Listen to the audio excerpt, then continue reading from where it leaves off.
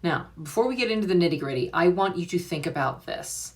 What if you could train your brain with stories that not only believe in your potential, but actually act on it? Hello and welcome to Stories and Lessons. My name is Amy Ebert and I'm your host for today's podcast. Welcome back to this series, All Things Storytelling. Today we're diving into something truly fascinating, the science behind visualization and how it can rewire your brain for success. If you're eager to dig even deeper into how to maintain those new narratives we talked about in last week's episode, you're in the right place. Visualization isn't just a buzzword. It is a powerful tool that can literally change the way your brain works and help you achieve your goals. Now, before we get into the nitty-gritty, I want you to think about this. What if you could train your brain with stories that not only believe in your potential, but actually act on it?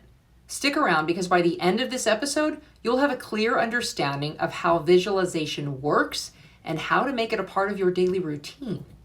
Let's kick things off with some science, shall we? Research shows that when we visualize our goals and experiences, our brain activates the same areas as when we actually perform those tasks. It's like a mental rehearsal. Imagine this.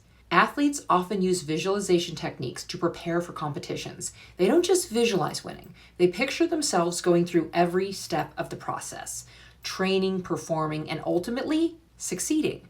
This prepares their minds and bodies for the real thing. So how does it work? Our brains are remarkably adaptable, a concept known as neuroplasticity. When you visualize something, you create new neural pathways that reinforce your beliefs and behaviors. In simple terms, the more you visualize, the more natural it feels to act in alignment with those visualized outcomes. Now, the reverse is also true, so make sure you're visualizing good stuff. For example, if you visualize yourself confidently presenting on camera, your brain starts to form pathways associated with that confidence. This means that when you actually step in front of the camera, you're more likely to embody that confident version of yourself. Now that we know why visualization is so powerful, let's talk about how to do it effectively. Here are 3 techniques you can incorporate into your routine. Creative visualization. Find a quiet space. Close your eyes and imagine yourself achieving your goals. Be as detailed as possible. What do you see? How do you feel? Engaging all your senses helps solidify the experience in your mind. 2, vision boards. Create a visual representation of your goals. Cut out images, quotes, and anything that resonates with your aspirations. Place it where you'll see it daily to remind yourself of your objectives. We provide a powerful tutorial for this in our 10x Your Audience course. Go to 10xoncamera.com if you want to have access to that today. 3, affirmation visualization. Combine affirmations like we spoke about in the previous video with visualization. As you visualize, repeat positive affirmations that align with your goals and feel the outcome. This reinforces the new narrative you're building. Take a moment to think about what you want to visualize in your life.